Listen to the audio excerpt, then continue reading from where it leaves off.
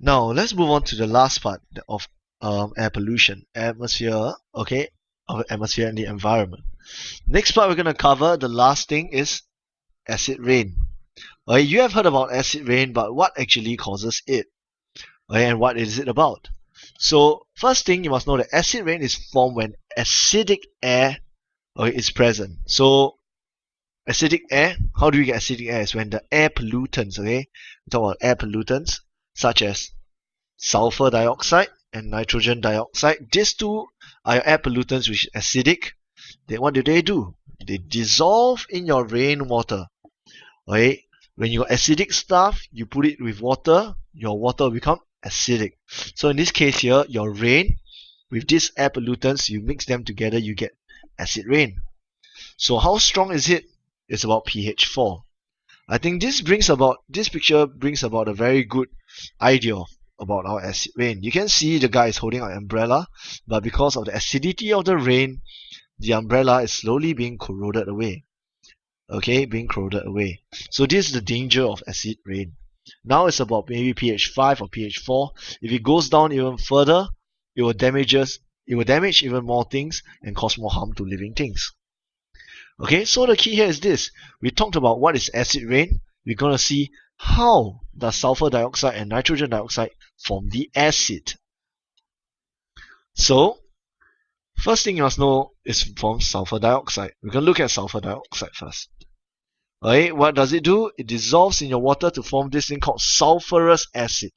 Okay, this is not sulfuric. Sulfuric that you learn is H2SO4. This is sulfuric acid.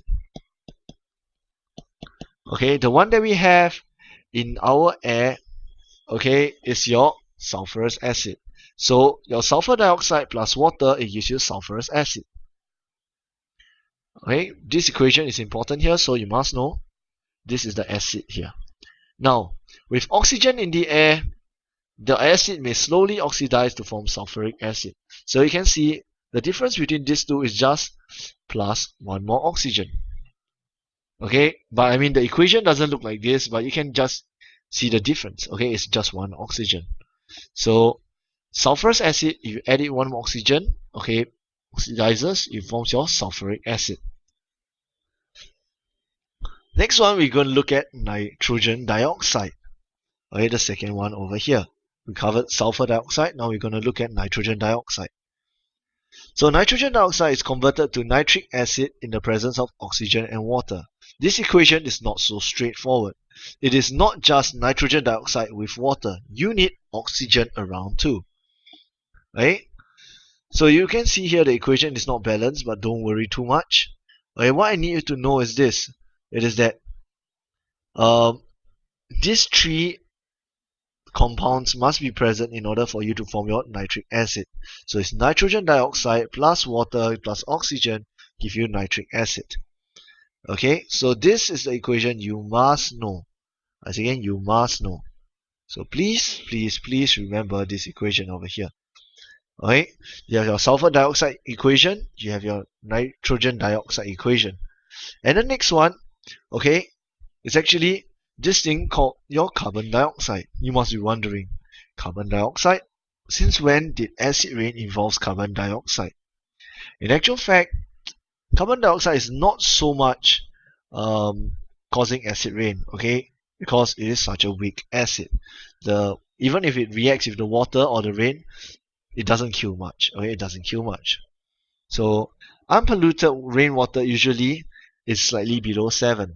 Okay, this is because of your carbon dioxide. So it forms this thing called your carbonic acid. So you can see from equation, carbon dioxide plus water gives you, what you have over here is your carbonic acid. And this is actually your weak acid. A weak acid.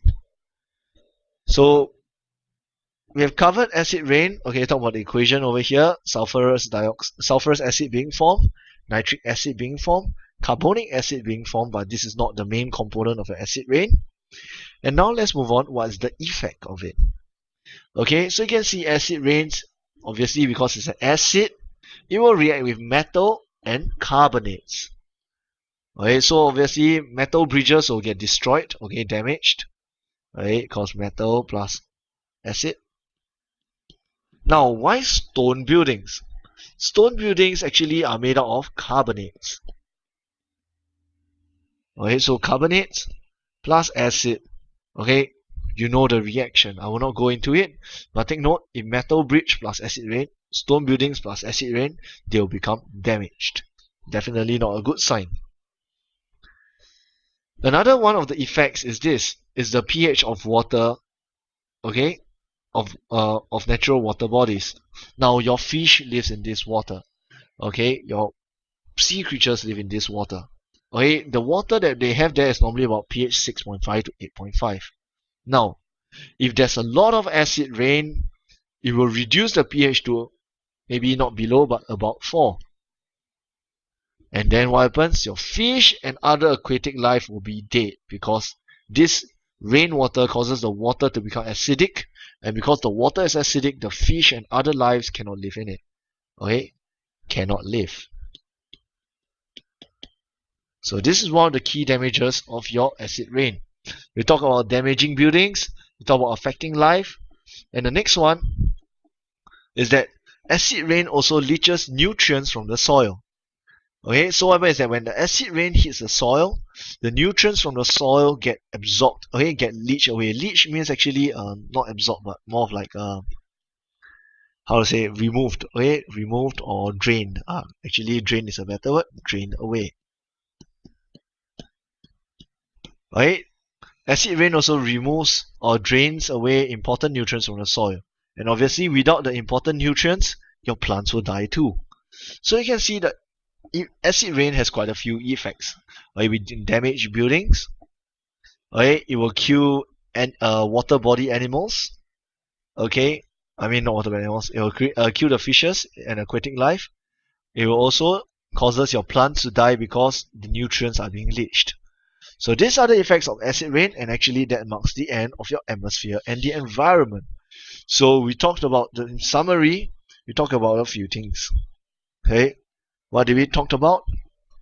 We talked about, firstly, we talked about our air composition and how to get it. Air composition and how to extract its component.